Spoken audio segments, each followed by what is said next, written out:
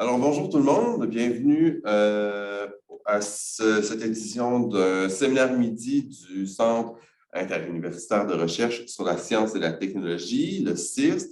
Je crois savoir qu'il y a toujours quelques personnes qui se joignent à nous en ligne au fur et à mesure que les premières minutes passent, comme c'est souvent le cas. Donc, je vais commencer. Je me présente moi-même pour débuter. Si certains d'entre vous se joignent à nous pour la première fois, Jean-Benoît Cormier-Landry, je suis coordonnateur scientifique du CIRST ici. À côté de moi, il y a Hélène Carlettini que vous voyez sûrement. Moi, je ne vous vois pas, mais je présume que vous la voyez aussi, qui est responsable des communications et des événements au CIRST. On travaille conjointement à la bonne tenue de ces activités et d'autres. Ça nous fait super plaisir de vous recevoir aujourd'hui. Avant que je présente le présentateur d'aujourd'hui et qu'on y aille de l'avant avec sa présentation à lui. Quelques remarques d'ordre technique. Donc, évidemment, comme à l'habitude et comme on en a tous l'habitude maintenant, pour la durée de la présentation, on demande à ce que les micros de tous et toutes demeurent fermés.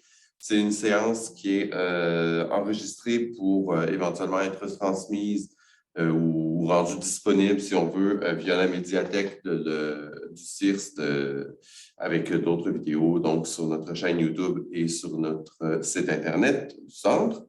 À cet effet, on vous encourage pour le caractère bon enfant et agréable de l'ensemble à laisser vos caméras ouvertes. Si vous préférez les éteindre, vous les éteignez en tout temps. C'est tout à fait à votre discrétion. Et voici au moment de la pose des questions, on vous invite à utiliser la petite fonction lever la main, la petite main Zoom et à prendre la parole lorsqu'on vous l'accordera à tour de rôle idéalement. Sinon, il y a toujours possibilité aussi d'utiliser le module de clavardage si vous êtes plus à l'aise ou avez un souci technique, vous voulez poser des questions via le module texte. C'est pas du tout un problème. On se fera une joie de les retransmettre à notre présentateur d'aujourd'hui qui est, et c'est maintenant que je le présente, M. Philippe Mongeon, qui est professeur adjoint à la School of Information Management de l'Université d'Alousie, où il dirige aussi le Quantitative Science Studies Lab. Il est également membre associé du CIRST. Ses travaux de recherche portent sur l'analyse quantitative des dynamiques de production, de diffusion et d'utilisation du savoir. Il vient aujourd'hui nous présenter un séminaire midi autour des revues savantes. Donc, l'intitulé est « Le rôle structurant des revues savantes à l'ère numérique ». Donc, on s'embarque pour une présentation qui devrait durer autour d'une vingtaine de minutes. La présentation PowerPoint est déjà là. Alors, sans plus tarder, si tu es prêt, Philippe, je te cède la parole. Merci infiniment. Merci à tout le monde d'être là aujourd'hui. Ça me fait grand plaisir d'être avec vous pour un séminaire midi du CIRST. Ça fait un bout que je n'ai pas passé par Montréal. J'ai fait mon doctorat à l'Université de Montréal avec Vincent Larivière. Je connais bien certains membres du CIRST. Donc, ça me fait super plaisir d'être là aujourd'hui pour enfin vous parler un petit peu de ce que je fais depuis que j'ai quitté notre merveilleuse ville pour me joindre ici à Halifax, à l'Université d'Alousie. C'est en fait un projet qui s'est développé tranquillement au cours des dernières années, qui est encore un projet à ses débuts. On a obtenu du financement du CRSH pour commencer le projet, en fait, cet hiver. Donc aujourd'hui, ça va être une sorte de... Il n'y aura pas beaucoup de résultats, plus de questions et de grandes thématiques qu'on espère pouvoir couvrir avec ce projet-là. S'il y a des gens dans la salle qui veulent intervenir, j'espère qu'on peut avoir une discussion autour d'un enjeu, les revues scientifiques ou savantes qui, comme on parlait avant que la session commence, c'est un sujet qui nous touche tous. On publie dans les revues, ça nous touche d'une façon ou d'une autre. Donc, j'espère que ça va stimuler des questions et de l'engagement. Donc, Je n'arrive pas à changer ma diapo. OK. Puis le point de départ de notre projet, c'est de se questionner sur la fonction ou les fonctions fondamentales des revues savantes. Puis bon, les premières qui nous viennent à l'esprit, je vous dis, c'est quoi la fonction d'une revue savante? Vous allez penser à la diffusion de la recherche, à l'archivage de la recherche, auquel peut-être qui n'est pas mis de l'avant si souvent, mais l'archive scientifique, toute l'accumulation des productions, l'avancement des connaissances qu'on garde. Donc, c'est un rôle aussi des revues. L'évaluation de la recherche, à tort ou à raison. On sait tous que où on publie peut avoir un impact sur l'évaluation de notre recherche. Et puis, le cœur de ce projet, c'est de se poser la question ou de se pencher sur ce quatrième rôle qui est écrit ici, qui est le rôle d'organisation de la recherche ou de structuration de la recherche ou des connaissances. Et puis, le dernier rôle que j'ai mis là, c'est un rôle qui, je pense, sous-entendu, ou pas nécessairement sous-entendu, mais c'est un effet, si vous voulez, de l'organisation du savoir. C'est-à-dire qu'une revue qui publie des travaux sur les médias sociaux, la société. Donc, si je suis un chercheur qui s'intéresse à cette thématique-là, donc l'organisation de la connaissance, donc la revue qui se dit publiant des articles sur cette thématique. Donc, c'est pour moi un outil d'accès et de recherche d'information. C'est pour ça que je pense que c'est important de le mentionner aussi, ce rôle fondamental-là des revues. Puis c'est ces deux dernières, disons, thématiques-là ou fonctions qui sont vraiment au cœur de nos questions. Puis ce qu'on veut faire, en fait, c'est de stimuler une réflexion sur comment nos pratiques de publication savantes, nos pratiques de recherche d'information, nos pratiques de création ou de gestion des revues, puis le rôle des acteurs impliqués dans ce système peuvent nous amener soit à oublier ou à mettre de côté ou à ne pas mettre autant d'emphase que peut-être par le passé sur ce rôle-là des revues qui est d'organiser, de structurer la connaissance au profit de d'autres fonctions comme l'évaluation de la recherche. Puis il y en a un très important que je n'ai pas mentionné ici, qui est la recherche de profit, par exemple. Ça, on va y revenir un peu plus tard. Donc, quand on parle d'organisation des connaissances, on dit, bon, là, j'ai donné un exemple d'une revue qui porterait, par exemple, sur les médias sociaux et la société. Bon, ça, c'est une thématique, mais on peut aussi penser, quand on pense aux revues, qu'il y a des revues canadiennes de ci et de ça, il y a des revues qui ont une portée disciplinaire, il y a une revue qui va avoir des portées méthodologiques, par exemple, Quantitative Science Studies, une revue où moi je publie. Ben, c'est une revue qui s'intéresse à l'étude des sciences et qui, avec une emphase sur les méthodes quantitatives. Donc, il y a une portée méthodologique à la revue, portée géographique, je l'ai déjà mentionné, Canada, revue internationale de X, Y, Z. Donc, ces revues-là, toutes les revues ont une portée quelconque qui a différents volets. Et puis, c'est ce que je essaie de mettre de l'avant ici. Et encore une fois, au cœur de la recherche, étant donné qu'on s'intéresse à l'organisation du savoir, on pourrait penser qu'on s'intéresserait à toutes ces portées-là, mais le focus de ma présentation, du moins, et du projet, c'est la portée thématique. Et puis, le dernier point ici, c'est qu'il y a des portées qui sont autodéclarées. C'est-à-dire que chaque revue, si vous allez sur le site de la revue, vous allez voir une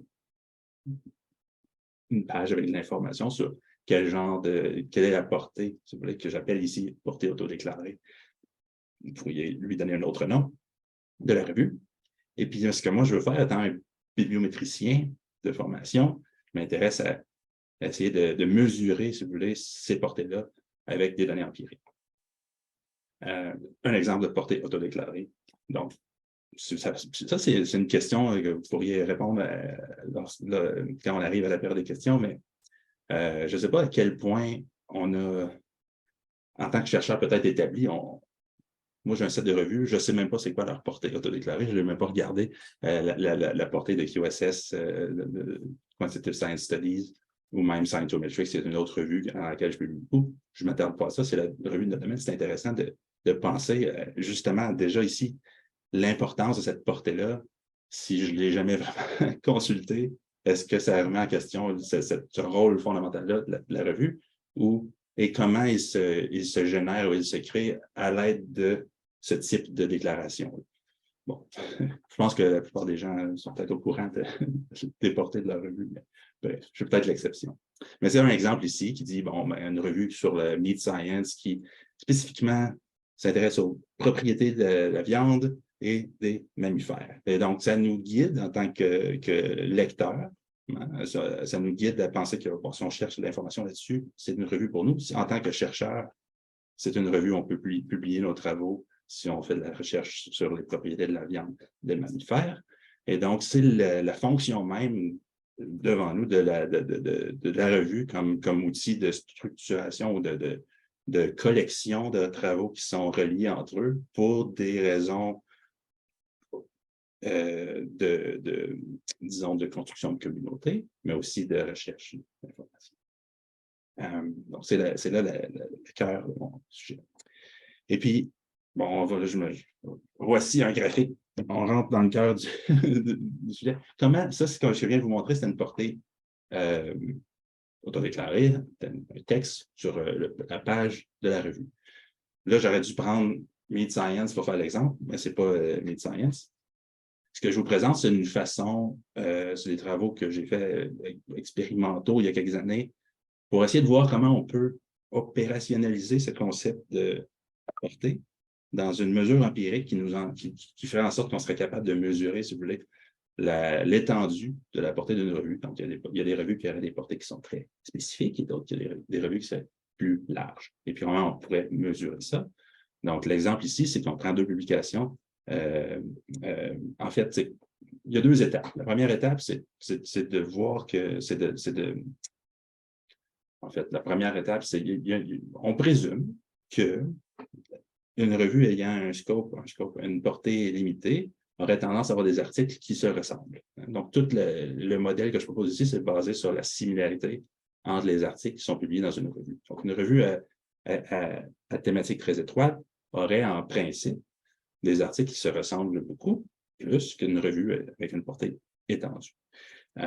Et donc, pour arriver à calculer cette étendue au niveau de la revue, cette portée, ben, il faut passer par calculer cette similarité-là entre les articles. Et puis, c'est ce que vous voyez ici. C'est la première étape d'un modèle qui prendrait chaque article dans une revue. Vous voyez pub 1 et pub 2. Donc, en bleu, c'est un article. En rouge, c'est l'autre article.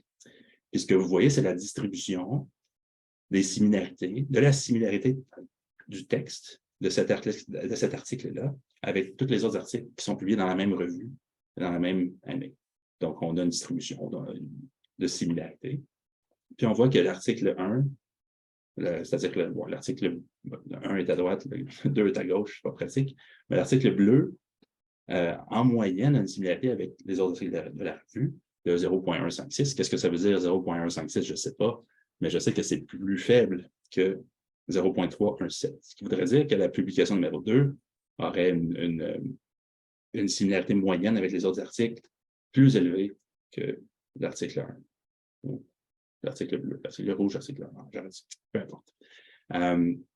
Donc, ce que ça nous permet de faire, en fait, ce qu'on a ici, ce n'est pas une mesure de la portée, c'est une mesure de l'adéquation entre un article et puis la revue, si on prend pour acquis que la moyenne des similarités serait plus élevée si tous les articles seraient similaires. Right? Donc, on a un article bleu qui fit moins bien avec la revue que l'article rouge, qui fit très bien, mieux, si vous voulez, avec la revue. Donc, ayant calculé ça pour tous les articles d'une revue, on est capable, à ce moment-là, de faire une distribution de ces similarités-là, où là, au niveau de la revue, on peut voir qu'il y a une distribution de similarité des articles qui fait en sorte que plus nos articles sont en moyenne similaires les uns aux autres, on a ici, par exemple, pour la revue JASIST, 0.757, c'est une valeur quelconque qui doit toujours être interprétée relativement à d'autres valeurs. Donc, je le compare ici à Journal of Documentation, qui a une moyenne de 0.662. Donc, ce que ça voudrait dire, si on prend pour acquis que cette similarité-là des articles fonctionne comme indicateur de la cohésion, si vous voulez, des articles dans une revue, mais que JASIST serait une revue qui serait plus, en fait, précision.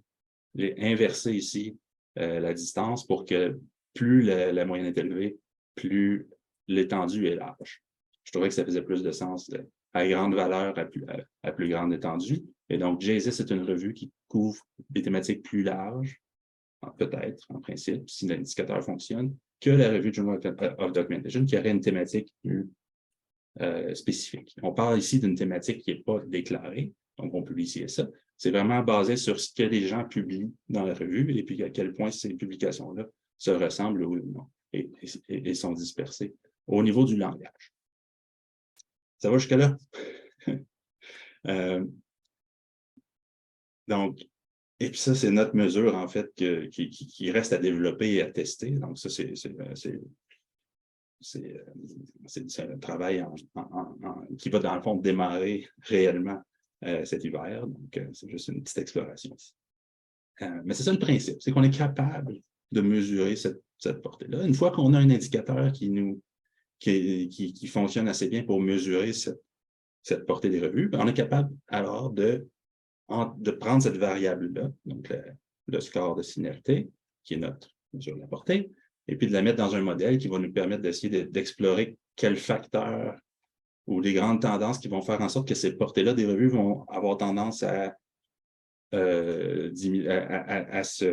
disons, rétrécir ou à s'élargir, puis essayer de comprendre les facteurs qui peuvent faire en sorte qu'une revue individuelle va changer, va évoluer dans le temps et va s'élargir, va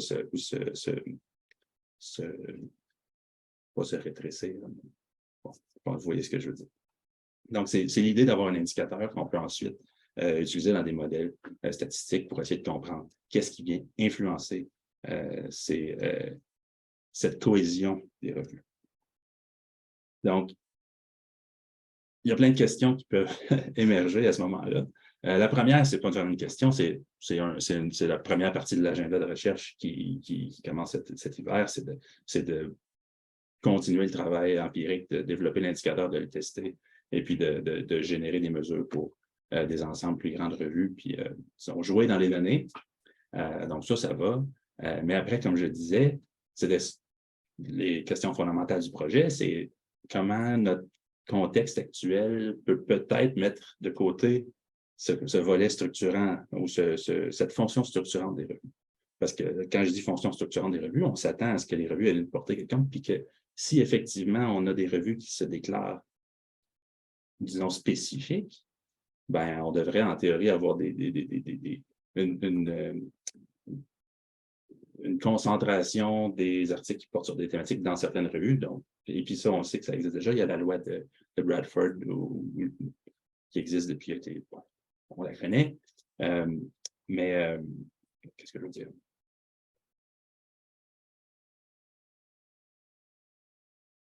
Si on s'attend à ce qu'il y ait à observer cette structure-là des connaissances à travers les revues. Et donc, les questions que je pose, bon, est-ce qu'il y a des facteurs qui pourraient faire en sorte que cette fonction-là ou cette attente-là soit pas ou soit moins, disons, reflétée dans les données? Et puis là, je mets ici le type d'éditeur. Parce qu'on peut s'attendre à ce que quelqu'un, une société savante qui va créer une revue pour subvenir aux besoins de publication de ses membres, va publier sur la thématique auquel les membres de la communauté s'intéressent. Et puis, s'il n'y a pas d'incitatif commercial, donc il n'y a rien d'autre qui, en principe, est d'intérêt pour la revue que de publier des articles sur la thématique que la revue souhaite couvrir. Et donc, il n'y a pas d'enjeu autre que la structuration et la diffusion de connaissances. Donc, c'est pour ça que là, j'entre dans mon modèle la question du type d'éditeur. Est-ce qu'on va trouver des tendances super claires? Je n'en suis pas tellement convaincu, mais je trouve que c'est quand même intéressant de se poser la question. Un modèle d'affaires peut-être plus intéressant encore parce qu'on connaît tout le volet de l'accès libre et puis, bon, le modèle payant pour publier en accès libre avec les APC, donc, et d'où émergent les revues prédatrices. Si on paie pour publier, et si une revue, dans le fond, on n'est pas une revue savante gérée par une communauté de chercheurs, mais par une compagnie commerciale, donc on voit que les deux variables se confondent. Alors, on pourrait s'attendre à ce que ces revues-là n'aient pas vraiment d'intérêt à limiter leur portée et puis soient plus tentées de publier peu importe ce qui leur est soumis parce que c'est comme ça qu'ils font de l'argent. Autre facteur intéressant, la composition du comité éditorial qui peut modifier dans le temps et qui pourrait avoir des implications sur l'évolution de la portée d'une revue. Et puis, il y a la question de la portée, des tendances générales. Est-ce que les revues aujourd'hui ont tendance, avec l'explosion du nombre de revues, est-ce que dans le fond, on s'attend à ce qu'il y ait, étant donné la facilité de créer des revues à l'ère numérique, le nombre croissant de revues, est-ce que c'est justement parce qu'il se crée des micro-communautés qui sont très, très, très, très, très spécifiques, où on a dans le fond une multiplication de revues de plus en plus restreinte? Et donc, on pourrait observer ça à grande échelle en regardant la tendance générale. Voilà, voyons, disons peut-être la portée moyenne des revues des années 80 à aujourd'hui. Si on pourrait observer une tendance du genre, avec peut-être un effet du numérique, un tournant à la fin des années 90, où on pourrait voir une explosion ou je vais dire un shift dans cette tendance-là, qui pourrait être expliquée par le numérique ou la façon dont on consomme le savoir est bien différente que quand on avait des revues en papier. Et donc, est-ce qu'il y a vraiment un intérêt à avoir une portée de la revue, même à ce moment-là? Donc, c'est des grandes questions. Puis, la création de nouvelles revues. Le premier point ici, dans le troisième volet, l'élargissement, le resserrement graduel de la portée, c'est une question de savoir si on crée une nouvelle revue aujourd'hui, est-ce que les revues, dans le fond, ont tendance à commencer comme étant un mishmash de n'importe quoi, et puis éventuellement, ils trouvent une structure, ils se créent une communauté qui est de plus en plus spécifique, ou est-ce que c'est le contraire, ou est-ce que ça varie, et puis essayer de comprendre ou de voir si on n'est pas capable de mesurer cette évolution-là d'une revue dans le temps. Et puis, disons, on pourrait dire la création de son identité de par la composition du savoir qu'elle publie. Là, ça vient ajouter un peu à ce que je mentionnais. Donc, pourquoi on crée des nouvelles revues? Et puis, dans le fond, c'est des questions qui sous-tendent les hypothèses que je viens d'émettre. Si on est comme une société savante, c'est le point en haut à gauche, c'est les revues comme la revue Altmetrics, que j'ai mis ici comme exemple. Ben, le Journal of Altmetrics, c'est émergé de la communauté de bibliométrie parce que en 2012, on a vu une émergence des Altmetrics. On s'est mis à s'intéresser aux mesures basées sur les médias sociaux et autres. Et puis là, il y a toute une sous-communauté de recherche qui s'est créée très rapidement, plein d'articles publiés sur le sujet. On a créé une revue, on a créé des conférences Altmetrics. Et puis, si on crée une revue pour ces raisons-là, en suivant cette dynamique, ben, on va présumément avoir une revue avec une portée ou qui va refléter, disons, cette motivation pour l'existence de la revue elle-même. Alors qu'en dessous, on a un bel exemple de comment les éditeurs commerciaux dans les années de l'après-guerre jusqu'à aujourd'hui ont développé le marché de la communication savante. On trouve une personne, nous autres, on veut créer des revues. Tu veux-tu créer une revue? Eh ouais, on crée une revue et maintenant on a une revue. Donc, ce n'est pas la même dynamique. Et on pourrait s'attendre à ce que ça ait des impacts sur la portée. Puis il y a bien sûr, comme je disais tantôt, les revues en accès libre. PLOS ONE, bel exemple. PLOS ONE n'a pas de portée. PLOS ONE a une portée empirique, n'a pas de portée autodéclarée, puisqu'ils se disent on publie n'importe quoi tant que c'est scientifically sound, et puis on vous charge un certain montant. Et donc, même si PLOS ONE, c'est une revue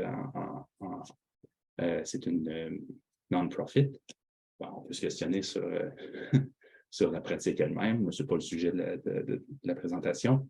Mais ça a une implication, bien sûr, sur la portée. Et puis, à grande échelle, si on regarde la science et puis sa structure, bien, si on a des revues comme PLOS ONE qui n'ont pas de structure, quelles sont les conséquences de cette tendance-là pour la découverte et puis la mobilisation du savoir si est-ce que ça a des implications ou pas? C'est une autre question. Ça, c'est un autre exemple. Encore JSIST et Journal Documentation. Comment on peut regarder une fois qu'on a un indicateur, l'évolution dans le temps de la portée thématique de notre revue. Donc, chaque point ici, c'est un article, puis l'axe des Y, c'est en fait, c'est la similarité moyenne des articles. Donc, c'est un peu la distribution que je vous montrais tantôt, mais représentée différemment. Puis la moyenne, la ligne, c'est la moyenne, en fait. Donc, c'est l'indicateur de portée de la revue.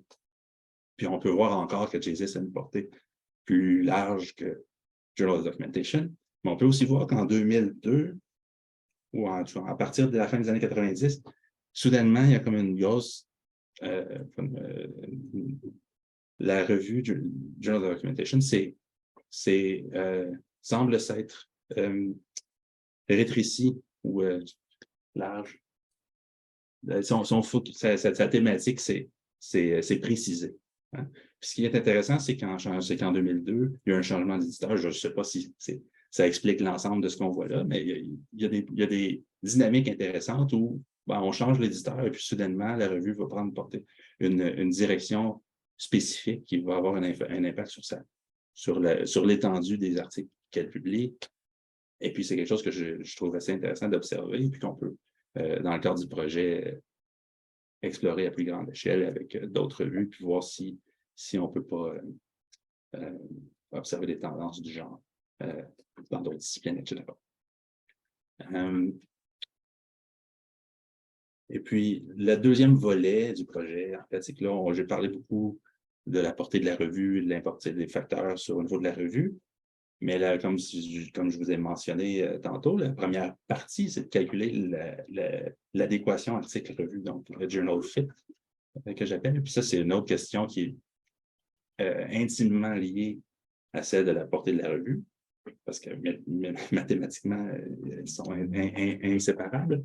Mais c'est des questions qui sont un peu différentes. C'est comment nous, en tant que chercheurs, on peut-être s'intéresse ou à quel point c'est important pour nous de publier dans une revue ou dans laquelle nos travaux s'insèrent bien, puis à quel point ça va influencer aussi, parce que question, la façon dont on va écrire notre article, parce qu'on écrit pour un public, et puis est-ce que la revue, dans le fond, n'est pas un signal pour nous du public visé, et donc de la façon dont on va écrire l'article. Et puis, il y a toute une dynamique de création, si vous voulez, de cette portée-là empirique qui passe par ces mécanismes. Donc, si je publie dans Scientometrics, je vais peut-être citer plus d'articles de Scientometrics, je vais peut-être adapter mon langage à cette communauté-là, et donc je vais créer moi-même, de par ce mimétisme, si vous voulez, ce que je vais au final observer en calculant la similarité des articles. Et donc, c'est vraiment une pratique de communication scientifique où la revue joue un rôle qui va créer cette portée thématique, cette portée empirique que je m'attarde à mesurer dans le cadre de ce projet-là. Donc, ça, c'est le deuxième point, en fait. Puis, le premier point, c'est, est-ce qu'il y a un impact, dans le fond, au niveau pour la revue? Est-ce qu'il y a un intérêt à avoir une portée spécifique ou plus large au niveau du facteur d'impact? Je ne sais pas, c'est une question empirique qu'on va sûrement répondre dans le cadre du projet. Puis au niveau spécifique de l'article. Donc, pour un chercheur, est-ce qu'on a intérêt à publier un article dans une revue où le fit est bon? Ou est-ce qu'on a plus intérêt à publier dans une revue où peut-être que le fit est moins bon, mais la revue est plus connue ou plus internationale? Donc, ça, c'est une autre question importante. Pourquoi on publie dans telle ou telle revue? Est-ce qu'il y a l'importance de la thématique ou pas? Puis quel est l'impact sur la recherche? Puis avant, en fait, je vais juste sauter d'une diapo. Je sais pas quelle heure qui. On a fait des petites explorations à ce niveau-là.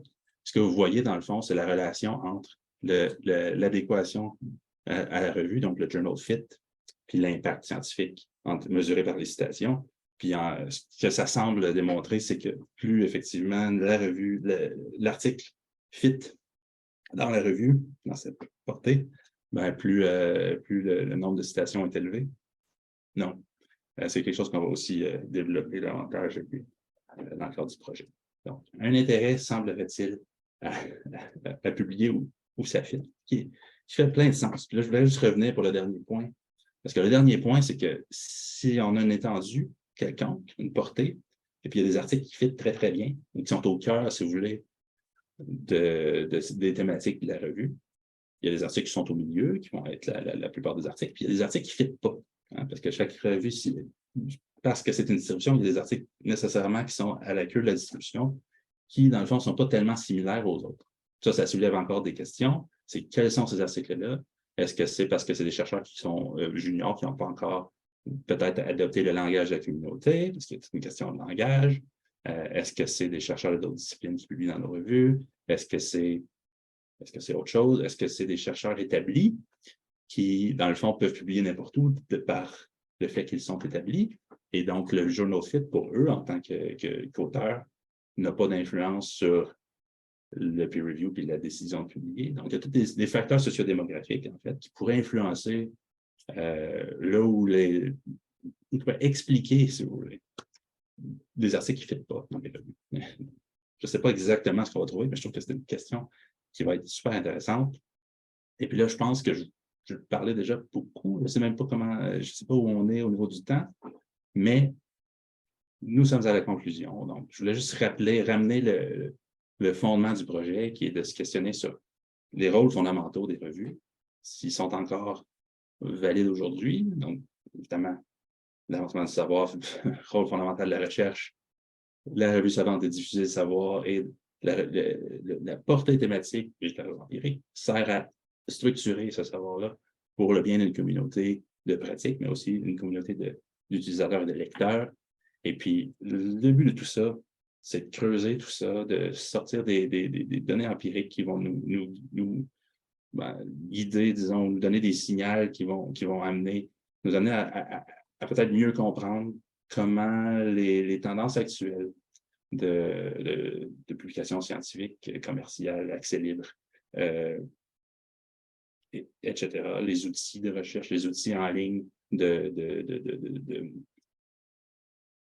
diffusion qui ne passent pas par des abonnements à des revues papier, si tout ça fait en sorte que, dans le fond, la portée n'a plus d'importance, ou si, au contraire, il faut se rappeler de l'importance de la portée, puis de la structure, et puis de peut-être questionner ou être plus, disons,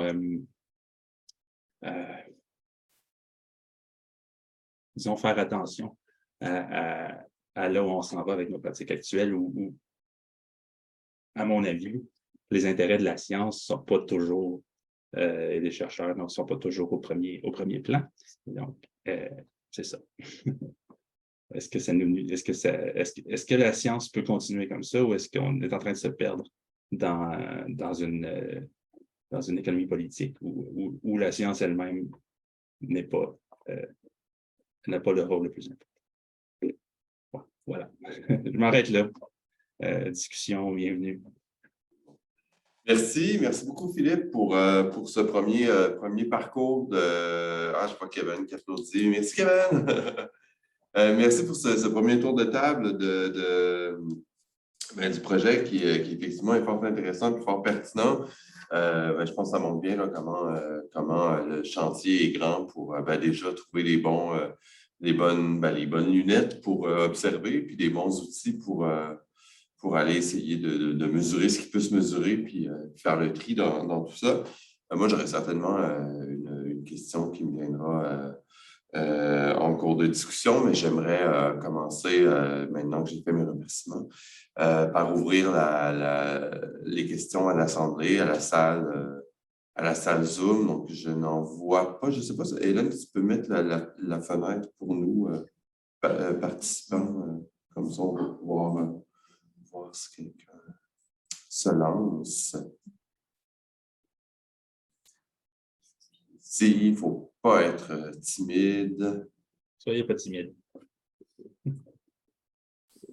Parfait. Alors, moi, je vais lancer le bal. En fait, c'est une question vraiment bébête, là. C'est quoi à peu près l'échantillon? Est-ce que tu as déjà un échantillon de revues précis sur lesquels tu as lancé la chose? Puis si oui, est-ce qu'il est différencié par champ ou par discipline spécifique? Ou est-ce qu'il est déjà subdivisé, disons, cet échantillon? Pour l'instant, les quelques exemples que j'ai donnés, c'est quand j'ai commencé à penser au projet, je me suis plongé dans les données. On a, nous, à l'OST, l'ensemble du Web of Science. Donc, c'est assez, on a tendance à, il y a une question, on va aller voir ce que ça donne dans les données. Donc, ça a émergé un peu, c'est des explorations préliminaires puis moi, je prends un domaine que je connais, avec des revues que je connais. Donc, en sciences, moi, je suis formé en sciences d'information. Donc, Journal Documentation, JSIS, c'est des revues ça me permet de valider, si vous voulez, les mesures que j'observe, parce que je sais très bien que Journal JSIS, c'est assez général. Et puis, donc c'est probablement, on va probablement continuer d'explorer une discipline qu'on connaît à la base, parce que mon doctorant qui va s'attaquer au projet est aussi du domaine. Et donc, mais évidemment, l'objectif, c'est de ne pas s'attarder seulement, c'est de faire un portrait global des tendances au niveau de la structure, des connaissances, et puis de faire des modèles à grande échelle où on prend le type de revue, le type d'éditeur, les modèles de publication, et puis qu'on essaie de voir s'il n'y a pas des tendances intéressantes, des effets statistiquement significatifs. Mais évidemment, ça va nous prendre la discipline comme contrôle. Puis j'ai l'impression que d'essayer de faire ça à très grande échelle, ça va causer trop de problèmes parce que les disciplines sont tellement différentes et puis il y a tellement de facteurs à prendre en compte. Donc, pragmatiquement, on va commencer par une discipline, peut-être faire quelques études de cas sur différentes disciplines de différents domaines, donc sciences naturelles, médecine, art humanité, pour voir si les grandes disciplines offrent démontrent des tendances qui sont différentes donc une discipline spécifique à l'intérieur d'une discipline plus large, un ensemble. Mais le but ultime, c'est de voir si on ne peut pas, après ça, faire des grandes tendances en sciences sur l'organisation des connaissances et la structure des revues. Si on n'est pas en train de... C'est pas quelque chose qui s'éclate, disons, aujourd'hui, puis ça va être mesuré, je l'espère. Je ne sais pas si j'ai bien répondu à ta question. Oui, j'entends bien, parce que j'étais un peu encore sous la surprise de la revue sur la science de la viande. Et c'est toujours fascinant, puis j'aime toujours apprendre que des choses comme ça existent et c'est toujours une joie. Alors, merci ça répond à ma question. Donc, il y a déjà, écoutez, mon appel au déliement a été entendu. J'ai 3 questions qui apparaissent ici. Si je me souviens bien de l'ordre, j'ai vu mon ex-collègue Rachel Nadon qui a levé la main. Je suis très contente de te voir ici, Rachel. Ensuite, j'aurai Jérémy et Cynthia, mais pour l'instant, si tu veux commencer, Rachel, je t'invite à ouvrir ton petit micro et à nous adresser la parole. À adresser la parole à Philippe. Oui, merci beaucoup, Philippe, pour votre conférence. Moi, j'arrive de la littérature. Je travaille sur les revues, notamment. Puis l'idée de l'adéquation entre le texte de la revue et, disons, l'énoncé de la revue m'intéresse beaucoup. Vous l'avez peut-être mentionné, j'avais peut-être raté, mais j'aimerais ça en savoir plus, en fait, sur les éléments que vous prenez en compte pour calculer cette adéquation-là, parce que bon, puis des fois, les gens, dans les énoncés, disent des choses qu'ils ne font pas. Il y a toujours comme aussi un flou, puis un espèce je sais pas, de risque aussi à calculer, à prendre en considération que les gens disent ce qu'ils font puis font ce qu'ils disent. Là. Fait que, je sais pas, j'aimerais ça vous entendre là, sur cette question-là. C'est une excellente question. Merci beaucoup, Rachel. À mon sens, il y a 2 grands types. Il y en a peut-être d'autres, mais quand je réfléchis à cette question de comment mesurer, il y a un type où on s'intéresse au sujet eux-mêmes. Donc, c'est quoi les thématiques dans la revue? Cette revue s'intéresse à ci, ça. Est-ce que les articles s'intéressent à ces thématiques-là? Donc, on cherche à faire peut-être du topic modeling ou des articles pour voir si ça match. On trouve les mêmes thématiques dans les articles qu'on retrouve dans la portée. Puis même si une fois donc ça, c'est l'adéquation entre la portée empirique et puis la portée thématique. Et puis ça se ferait seulement à ce niveau-là. Ça nous prendrait, ça c'est la revue Mead Science. est-ce qu'on parle de viande dans ces trucs? Il y a des trucs qui ne sont pas sur les mammifères, c'est bizarre, ça ne fit pas avec le scope. Mais tu sais, ça, c'est du travail parce qu'on ne peut pas faire ça. Ça peut se faire automatiquement, peut-être, mais il faut savoir c'est quoi les mots-clés, puis bon. Fait qu'il y a tout un travail pour faire ce genre d'études-là, mais ça se ferait à petite échelle, puis je pense que ça pourrait très bien faire partie du projet où on mesure cette adéquation-là.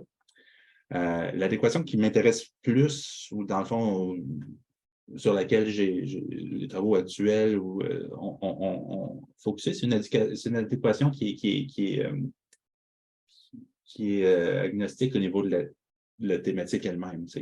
On sent, peu importe le titre de la revue, elle a une portée quelconque, mais les gens qui publient dedans parlent le même langage à un différent degré. Donc, ça, la thématique n'a pas d'importance. La seule chose qui compte, c'est sûr que si on est capable d'observer qu'il y a plusieurs thématiques, bon, ça pourrait expliquer l'étendue. On s'entend qu'il y a une importance, mais elle n'est pas prise en compte dans mon calcul, qui est purement du texte, des trigrammes, TF, IDF, qui mesure des similarités assez standards au niveau des articles. Et donc, la question de la thématique elle-même est évacuée pour tout simplement une mesure de la cohésion, disons, dans le texte.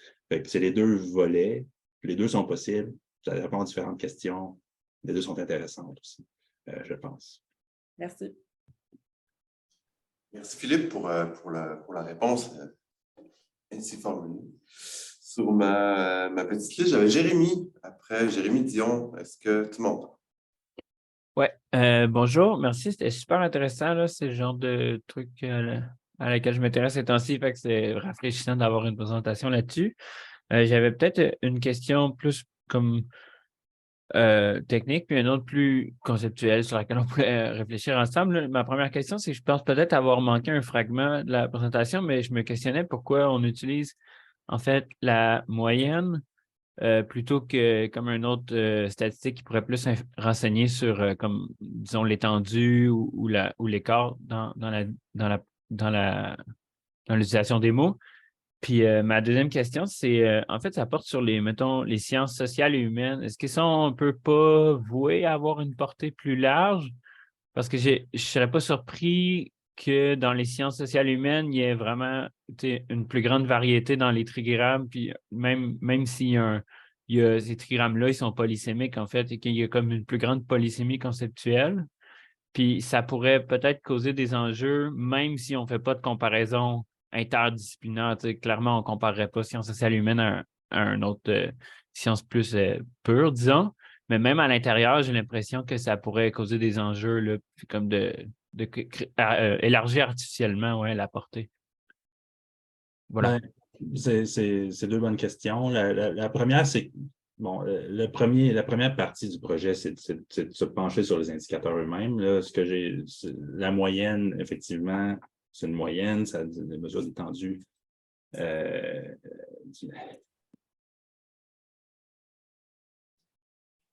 Mais j'ai l'impression que je veux juste m'assurer que ça fait du sens, là, mais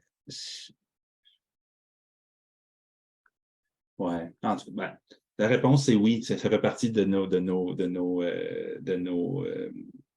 premiers pas, si vous voulez. C'est de s'assurer qu'on a un indicateur qui fonctionne, d'explorer les autres, des mesures de dispersion.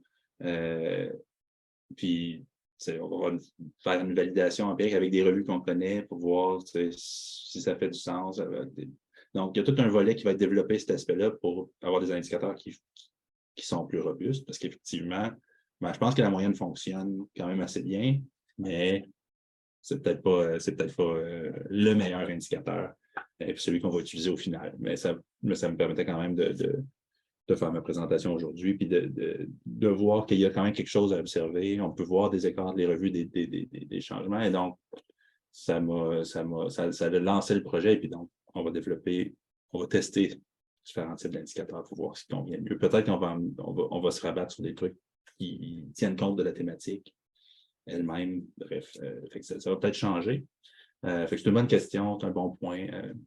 Et puis, donc, merci. Puis la question des revues, c'est intéressant aussi. Puis je suis d'accord avec l'hypothèse que les revues, peut-être en sciences naturelles, vont avoir tendance à adopter le même langage parce qu'il n'y a pas il n'y a pas tellement de créativité.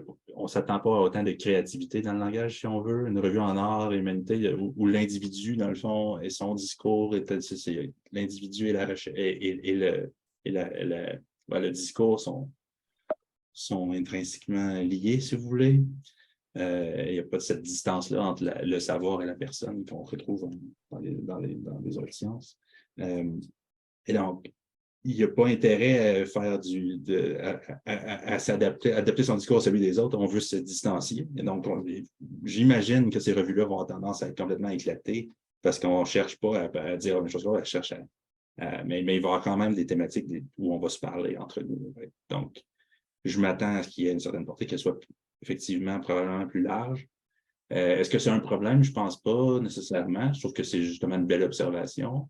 Et puis, on pourrait regarder peut-être, c'est juste un travail de s'assurer que si on veut comparer des revues en art humanité, ben là, il faut faire attention parce que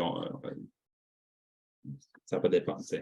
Je pense que c'est un gros challenge, en fait. Là, ça a l'air simple, on fait la moyenne, puis c'est beau. J'ai l'impression que on a du pain sur la planche pour que nos analyses fonctionnent, puis que nos indicateurs fonctionnent, puis qu'on ne se laisse pas avoir par des facteurs comme ça. Je ne sais pas si ça répond à ta question, mais merci. Merci Philippe. Merci Jérémy pour la question aussi. La prochaine personne que j'ai vue lever la main, c'est Cynthia Lisée.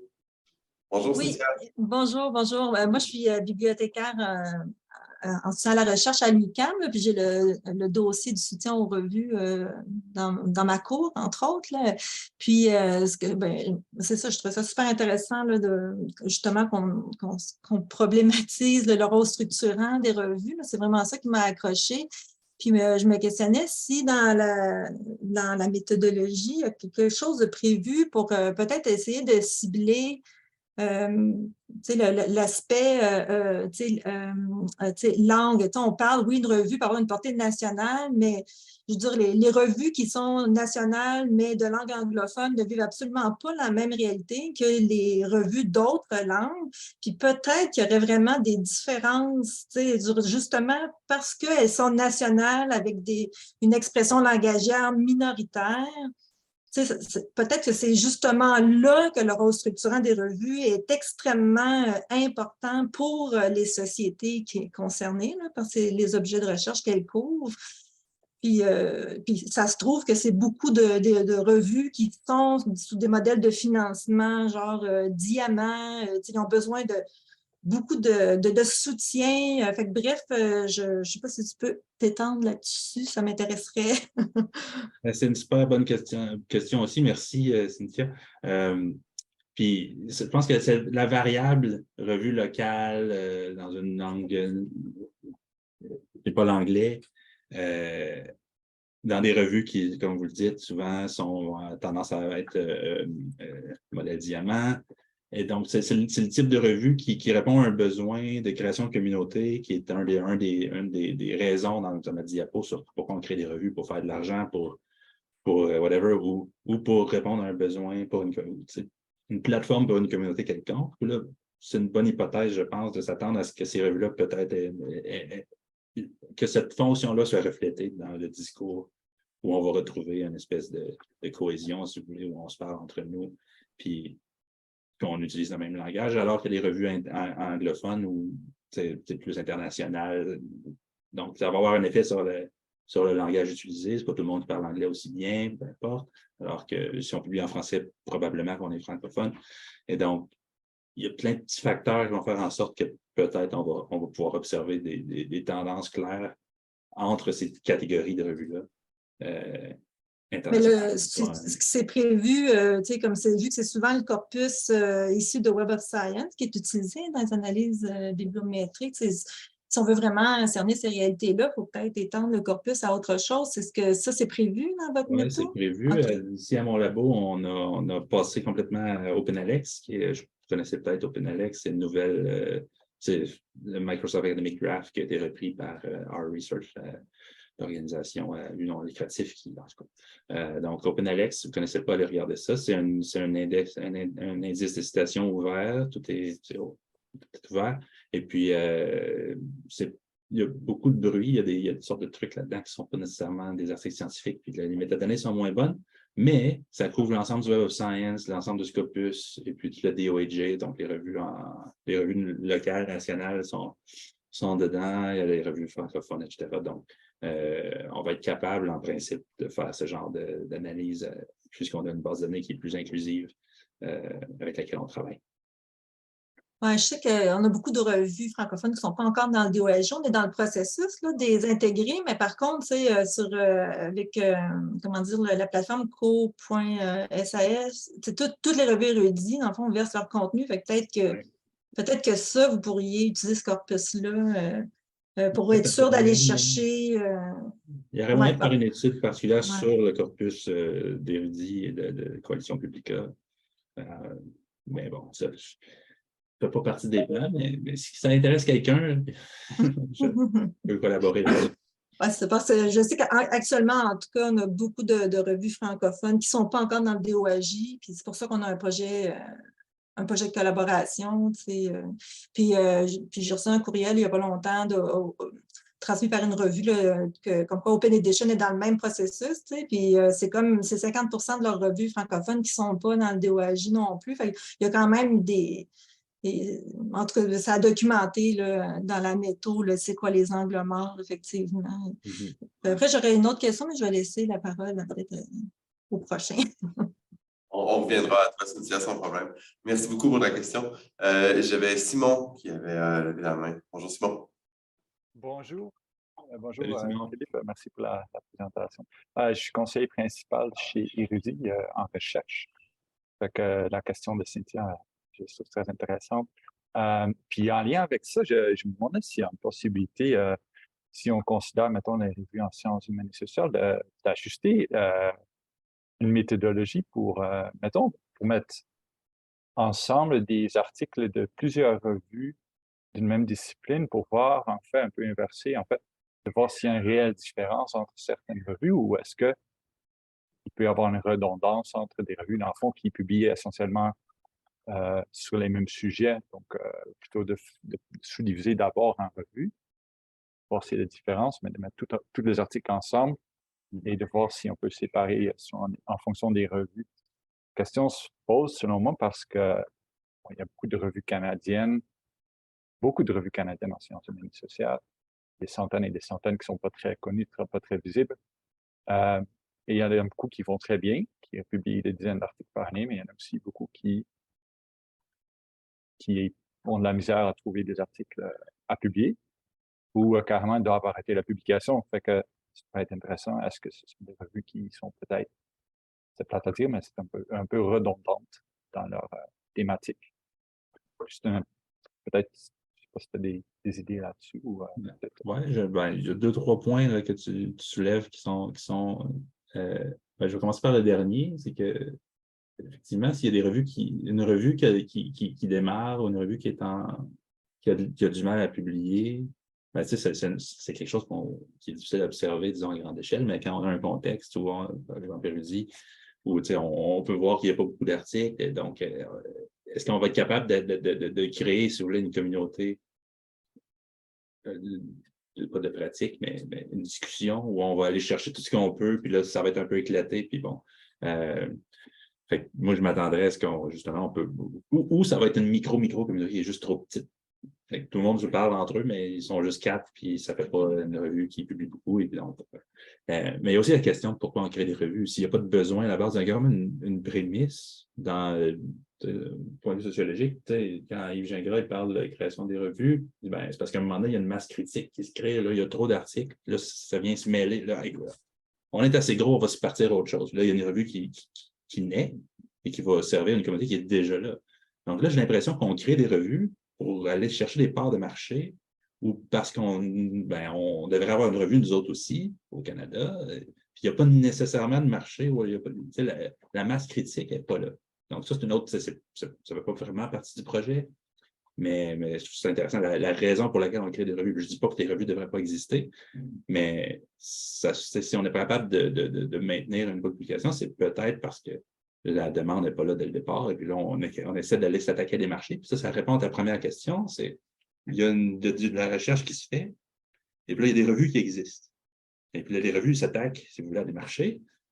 Hein? Moi, je suis une revue en sciences d'information, mais je veux publier des articles en sciences d'information.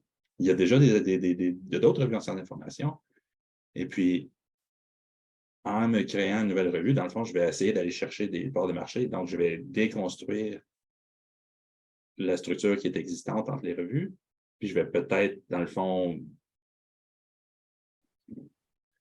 me créer une spécialisation pour faire en sorte que l'ensemble des revues vont se spécialiser davantage. Parce qu'il y a une nouvelle revue, là, il y a une espèce d'effet peut-être naturel de spécialisation qui fait en sorte que là, plus il y a de revues, plus on se spécialise. Et donc, d'avoir le portrait global de la discipline, comme je pense que tu l'amenais, au lieu de commencer avec la revue, ça permet de voir cette dynamique-là. Puis ça permet aussi de voir comment le savoir lui-même de la discipline est distribué à travers les revues. Et si on recrée un clustering, si tu veux, à partir de l'ensemble des articles, est-ce que ça recrée, dans le fond, la structure des revues?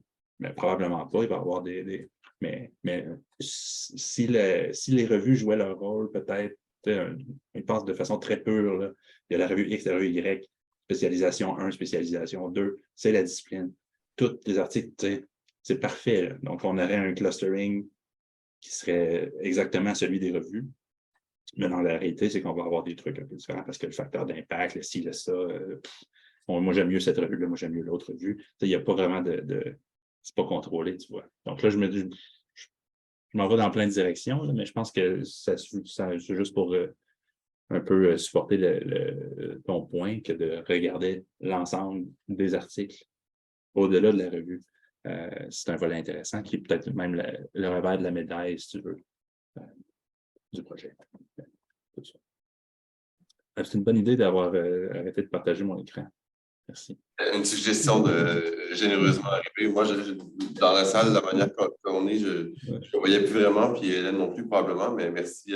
C'est notre amie Patrice qui a fait ça. Alors, merci pour la suggestion. Je vois, oui, Cynthia, est-ce que je ne vois plus ton visage à cause qu'on a changé le truc, mais est-ce que ta question tenait toujours, Cynthia? Avais-tu toujours une seconde partie à ta question? Oui, j'ai enlevé la parole à personne. Donc, ça va, vas-y. Oui. OK. Donc, un autre élément là, qui m'intéresse beaucoup dans le projet, là, je reviens donc, c'est ça, au rôle structurant. Puis je me demandais, bon, je comprends pour les fins de la présentation, tu as présenté un peu comme les lieux communs auxquels on s'attend comme rôle fondamental des revues, mais je me demandais, est-ce que c'est prévu de quand même problématiser cette conception des rôles des revues? Parce que pour moi, c'est pas, je ne sais pas si c'est pas évident là, que le rôle fondamental des revues, c'est l'archivage des connaissances. Pour moi, c'est au contraire. Ça fait plus qu'une fois là, que je vois une revue qui meurt, puis on réussit une extrémiste à sauver les PDF des articles. Je pense même que j'ai un article dont je souffre, sa lecture en souffre encore, là, qui documente justement comment il y a bien des revues en libre accès, comme un petit budget, petite équipe et tout, mais qui meurent, puis il y a eu des publications qui sont perdues là, parce qu'ils n'ont pas fait partie d'une infrastructure assurant leur pérennité. Donc, pour moi, le rôle fondamental des revues au niveau de l'archivage, c'est à problématiser. Fait que je ne sais pas si puis il y aurait encore à parler, diffusion, est-ce que c'est le rôle des revues de diffuser? Pour le rôle structurant des connaissances, ça, là, pour moi, il y a quelque chose à vraiment cibler, mais le reste, là, c'est comme, faut peut-être, là, je comprends qu'aujourd'hui, on ne peut pas l'enrober, mais j'en vais avoir hâte de lire votre enrobage, puis parce qu'il faut tout qu'on se pense. Mettons, si je prends l'exemple de la diffusion, c'est le comportement informationnel du chercheur, est-ce qu'il va sur le site de la revue, il va dans les bases de données, où là, on a le problème structurel encore de l'absence des revues francophones. Fait que, bref, si tu peux t'étendre sur... J'ai tendance à pouvoir m'étendre, mais justement, c'est peut-être que je prends un peu pour acquis que si tu poses la question à quoi ça sert une revue, on va avoir tendance à dire, je crois, peut-être pas, peut-être qu'on va avoir tendance à dire à évaluer la recherche au niveau du peer review, je n'ai pas mentionné, mais c'est à la fois un questionnement sur c'est quoi le rôle fondamental des revues. C'est un peu l'objectif du projet aussi, c'est est-ce que c'est ça le rôle fondamental? Et si oui, ben, qu'est-ce qui se passe? Donc, ça, c'est le côté structurant. L'archivage, ben, on pourrait aussi faire l'argument que si les articles meurent ou disparaissent quand la revue disparaît, ben, c'est parce que c'est la revue qui faisait l'archivage. Est-ce que ça devrait être la fonction de la revue? Et ça, c'est une autre belle question. Donc, quel devrait être le rôle des revues ou quel rôle on veut pour nos revues? C'est une belle question. Et puis là, il y a toutes les... Puis c'est de voir à quel point, justement, les acteurs, les modèles d'affaires, les dynamiques globales et locales de diffusion des connaissances, l'émergence de revues, la mort de revues, tout ça, à quel point ça vient affecter ce qu'on pourrait penser qui est un idéal de construction, de dissémination, de découverte du savoir.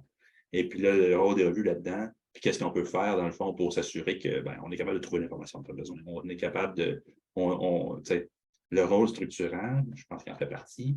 Le rôle de diffusion, il en fait probablement partie, ou pas. Donc, j'essaie de dire que ce n'est pas pris pour acquis. C'est quand même une question.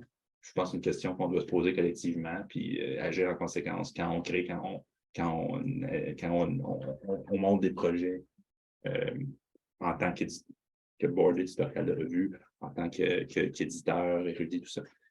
Quelles questions on se pose quand on crée une revue? Est-ce que c'est des questions de dissémination? Est-ce que c'est des questions économiques? Est-ce que c'est des questions... Moi, je pense, parce que je m'attaque beaucoup au volet économique, donc je trouve que souvent, c'est mis de l'avant. Puis là, ça vient miner tout le reste. La question économique va faire en sorte que la revue meurt, et donc on perd l'accès. Tout est, dans le fond, undermined, miné par des incitatifs qui ne sont pas nécessairement ceux de la science. Mais c'est des questions sur le rôle qu'on a dans les revues, plus que des prémices. Mais bon, ça va en prendre quand même. C'est ça. Je ne sais pas si ça répond bien à la question, mais c'est des questions que je me pose aussi, disons simplement. Oui, merci. J'ai hâte je vais suivre tes travaux. J'ai hâte de les lire. Merci. Merci Philippe. Moi, j'aimerais ça, en fait, il nous reste, on a encore un petit peu de temps. J'aimerais ça m'auto-attribuer la parole en invitant les gens à peut-être solliciter pour une dernière question par la suite. J'aimerais ça t'entendre sur quelque chose dont il n'y a pas été beaucoup de questions jusqu'ici, puis je ne sais pas jusqu'à quel point ça fait partie du projet ou pas. En fait, tu fais référence au rôle justement structurant des revues, notamment pour les disciplines et pour la recherche. Il me semble que ça, c'est quelque chose qui doit prendre quand même, qui demande de prendre en considération un temps relativement long. Pardon. Puisque j'ai l'impression qu'il se dégage des données que j'ai vues. Moi, je ne connais absolument rien en termes de méthodologie et tout, mais j'ai l'impression d'avoir un portrait un peu plus statique, disons une espèce de coupe synchronique de quelque chose. Puis ça me semble évacuer toute la question de la lecture puis de la consultation. Il y avait à un moment donné dans ta présentation, tu faisais référence au comité de rédaction, aux comités éditoriaux, qui ont un rôle assez important justement de structuration des dossiers de revue, tout dépendant des disciplines, mais bon, du contenu de la revue.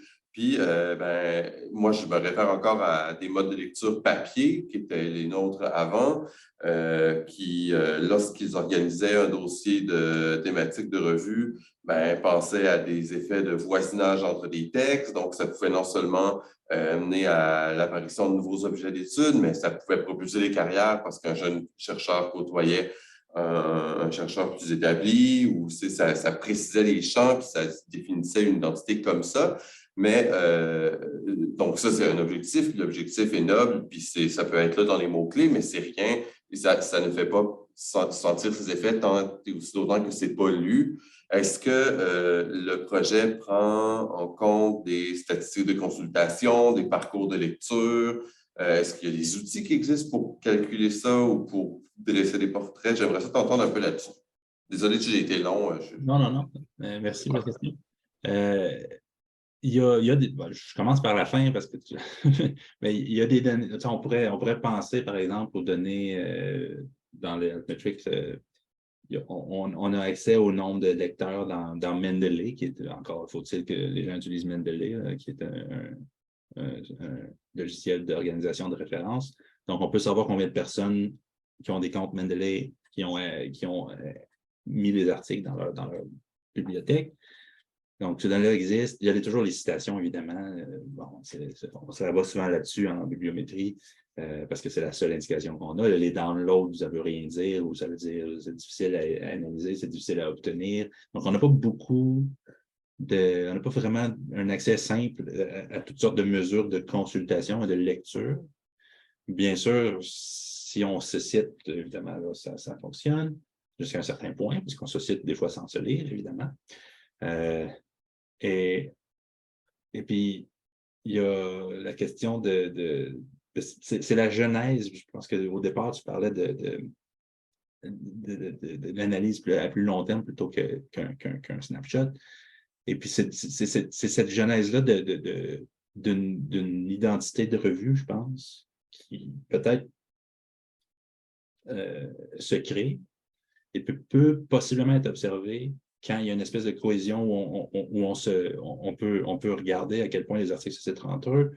Mais on ne va pas mesurer directement la lecture et donc l'espèce de dynamique, l'engagement entre les chercheurs. Mais on peut s'attendre à ce qu'une revue où ce type de pratique-là ou de dynamique-là existe, qui se crée une cristallisation, pas une cristallisation, mais on va commencer à se parler. Et donc, on va parler le même langage et puis on va se rapprocher en tant que comité de chercheurs autour d'enjeux. Et puis, ça va être observable, ça, dans le temps. Par exemple, au moment où une revue se crée, puis on peut regarder la population de chercheurs, à quel point ils se citent entre eux, croiser tout ça, disons, pour avoir un portrait du niveau d'engagement inter-chercheurs au niveau de la revue comme plateforme d'engagement, et puis observer cette genèse-là d'une portée spécifique, si tu veux. Mais encore là, on n'a pas accès à la lecture elle-même ou aux pratiques du chercheur. Donc, tout ce qu'on a accès, c'est l'article est là, il est dans cette revue-là, il cite les autres articles, il utilise le même langage, oui ou non. Puis on peut en tirer des conclusions partielles, je pense, au mieux. C'est pour ça qu'on n'a pas besoin, on a besoin de plus que la bibliométrie pour creuser toutes ces questions-là. Je pense que c'est un enjeu de recherche qui n'est pas tellement bibliométrique en soi à la base. Je pense que le volet bibliométrique, je pense, va apporter un certain angle, extrêmement limité, néanmoins utile. J'aimerais voir beaucoup plus de travaux se pencher sur ces questions-là avec toutes sortes de méthodologies et des études de cas. Et puis, voilà. Puis tu parlais aussi de revues thématiques ou de numéros thématiques. On a fait une étude là-dessus, en fait, qui utilisait le même indicateur, en fait, qui regardait si effectivement les revues thématiques ont tendance à être plus cohésives que les numéros normaux de revues. Puis effectivement, un numéro spécial, ben, ça crée plus de cohésion dans le discours. Puis ça valide un peu l'indicateur aussi. Mais c'est ça. Je ne sais pas si j'ai répondu un peu à ta question. En fait, oui, merci. En fait, indirectement, mais oui, je pense que ça m'a permis moi-même de voir comment le type d'étude pouvait, dans le temps, si on l'amène plus qu'une fois sur un corpus similaire, ben, on peut le voir justement, des effets de cristallisation de champs, de discipline, puis d'effets plus locaux qui peuvent être expliqués en amont par justement la constitution des textes puis les étendues des portées. Il y avait une dernière question peut-être, puisque le temps file, celle de M. Jean-Claude Guédon. Est-ce que vous pouvez ouvrir votre micro? Vous avez toujours une question? Donc, on est prêt à vous entendre. Votre micro est toujours pas allumé. Ah non, il semble allumé. Ah, moi, j'entends pas. Non, on n'entend rien, effectivement. J'ai ouvert mon micro. Ah, je pense que j'entends un peu. Là. On entend, mais le son est assez faible. Okay. C'est lointain. Je ne sais pas si vous avez peut-être un... Attendez, c'est mieux comme ça. Ah, voilà, alors non seulement on vous entend, mais on vous voit. Bonjour, M. Guédon. Bonjour. Merci pour la conférence fort intéressante, mais qui me soulève un certain nombre de problèmes. D'abord, sur le plan linguistique, simplement une suggestion. Oui, bien sûr, voir Open Edition, Érudit, Kern et tout ça peut être intéressant.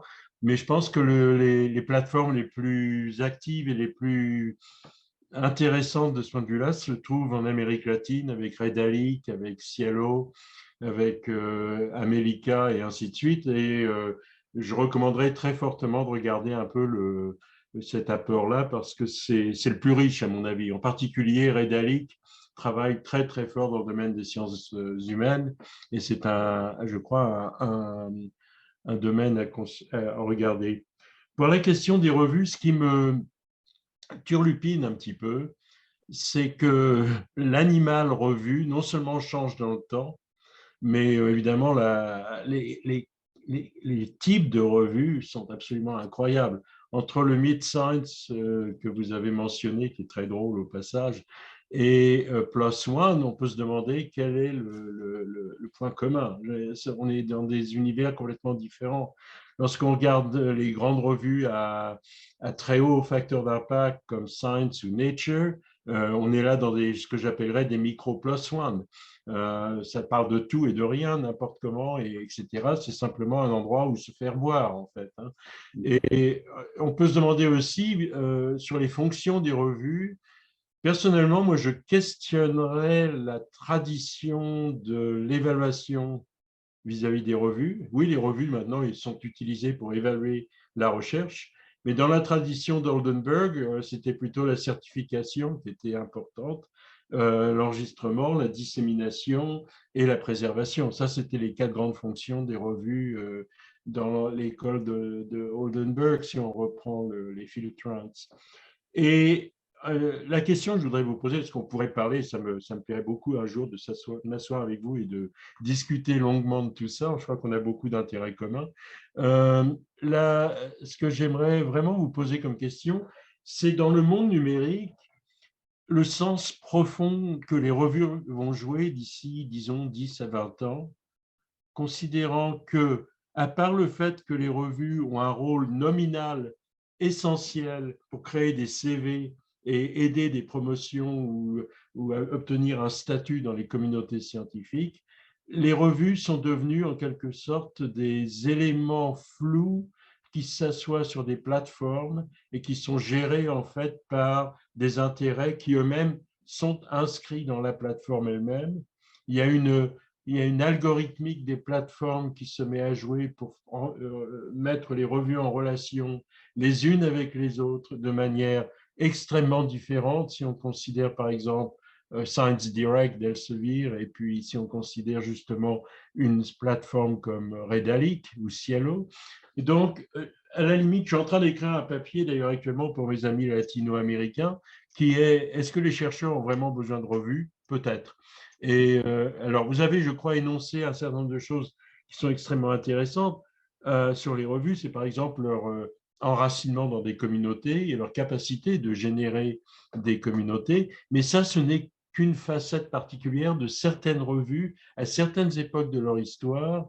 Et votre projet semble parfois négliger un peu tous ces éléments-là. Enfin, je vais m'arrêter là parce que je pourrais dire énormément de choses autour de tout ça, même si je considère que votre sujet de recherche est tout à fait fascinant et passionnant. Merci.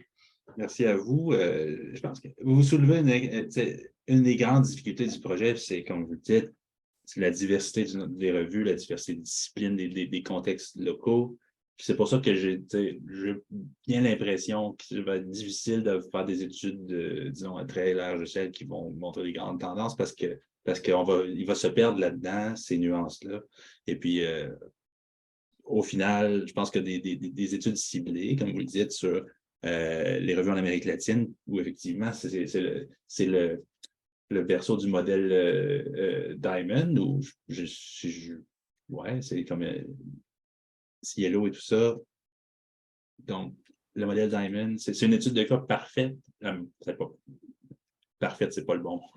Mais pour s'attarder, est-ce que ces revues-là, donc, jouent un rôle bien différent que les revues comme PLOS ONE, Nature et tout ça, de par leur nature, de par leur modèle économique qui n'est pas le même, et puis où on a des enjeux qui sont différents. Non. Isoler ces plateformes, ces types de revues-là, je pense que c'est essentiel pour faire quelque chose qui va fonctionner. Sinon, on va comparer PLOS ONE avec les revues brésiliennes de XY, ça marche pas. Donc, il faut falloir faire le travail de créer des sous-ensembles de revues qui font sens au niveau des analyses. et puis voir. Puis je partage aussi votre perspective sur est-ce que les revues sont essentielles? On voit toutes sortes de nouveaux modèles où ben, on va, dans le fond, adopter le dépôt, pas le dépôt institutionnel, mais le dépôt thématique. Et puis là, la revue va juste faire du peer review, puis mettre en exemple. Il y a toutes sortes d'idées sur le futur qui émergent, puis qui sont intéressantes.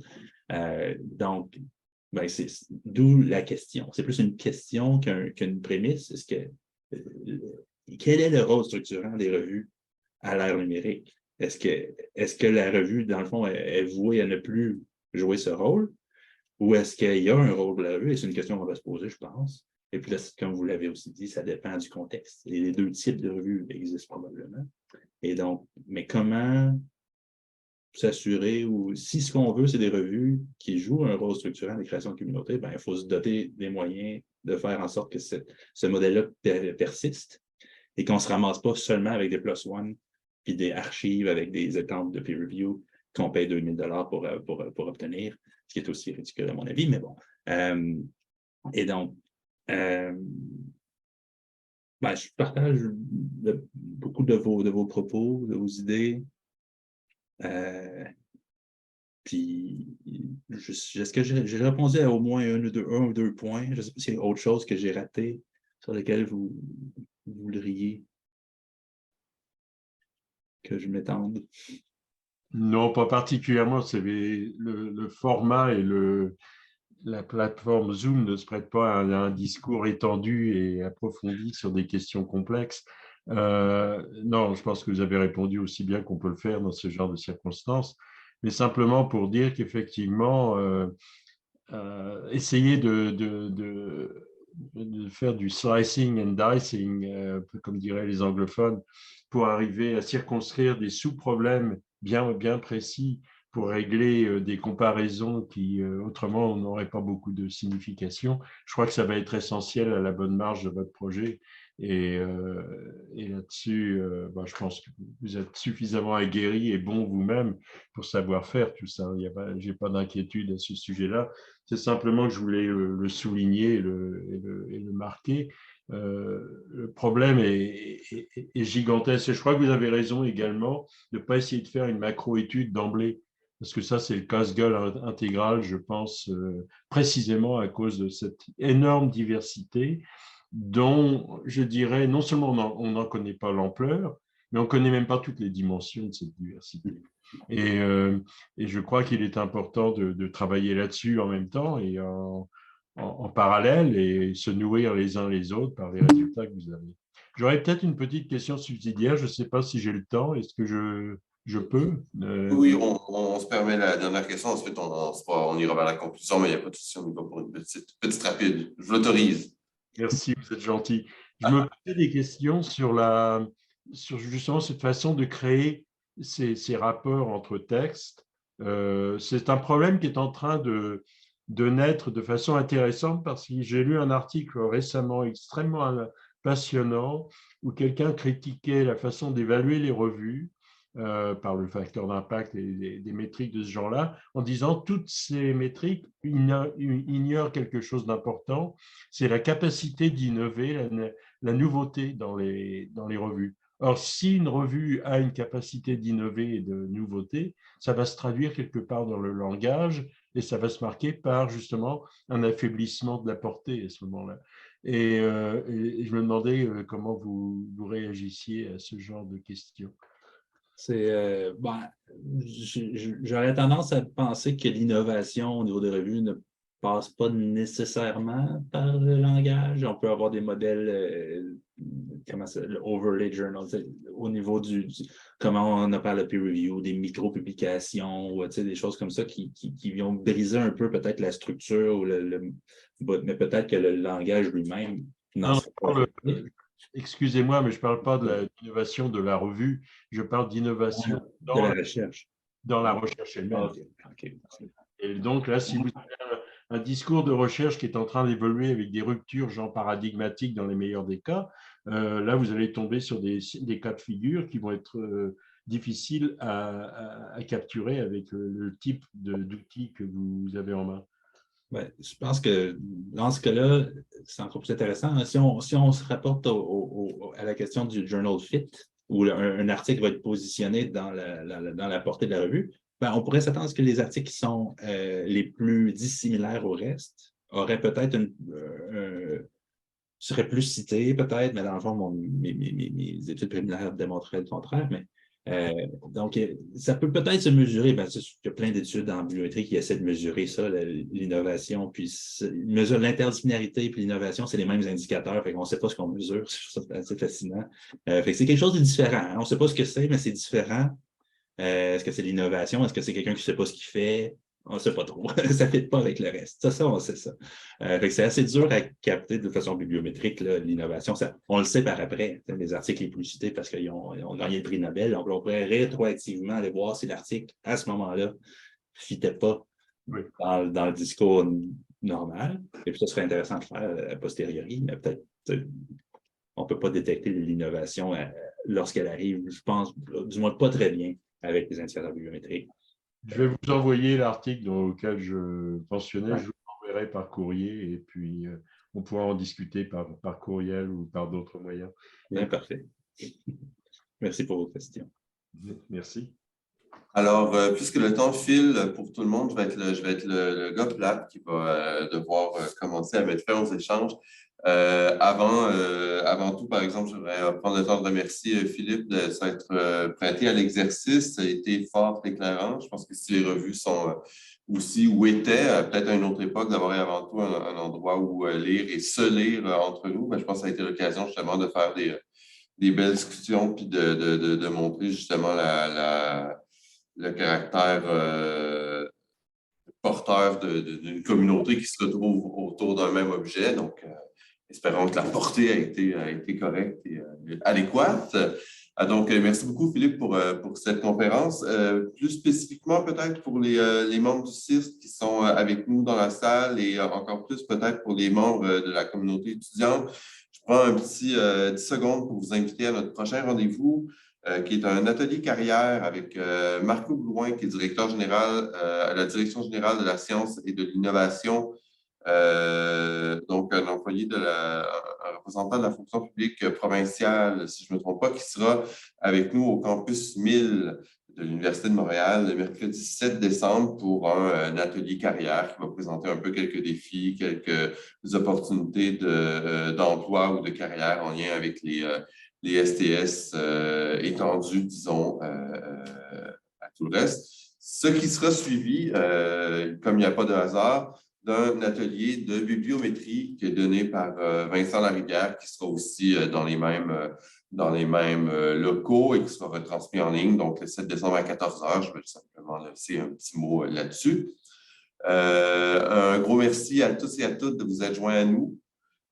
Poursuivons, comme M. Guédon le proposait, des échanges par courriel ou par d'autres plateformes. Et encore une fois, si quelqu'un désire